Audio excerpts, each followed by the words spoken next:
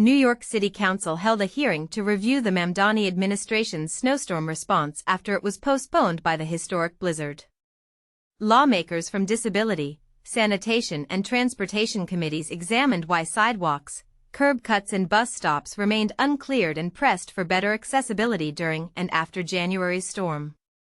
Council member Shahana Hanif said inconsistent access is urgent and ongoing. Testimony suggested relying less on private property owners and using fines to hire more shovelers. Acting Sanitation Commissioner Javier Logan said the city deployed about 1,500 emergency shovelers and 500-plus outside vendor machines, clearing snow from 40,000 crosswalks. Staten Island faced the brunt, with winds and drifts complicating operations. Smaller equipment were necessary and work continued. Officials noted progress on Forest Avenue and the St. Patrick's Day Parade, with services gradually resuming, trash collection, recycling, alternate side parking suspended, libraries and city buildings open. Plowing status at nyc.gov/plownyc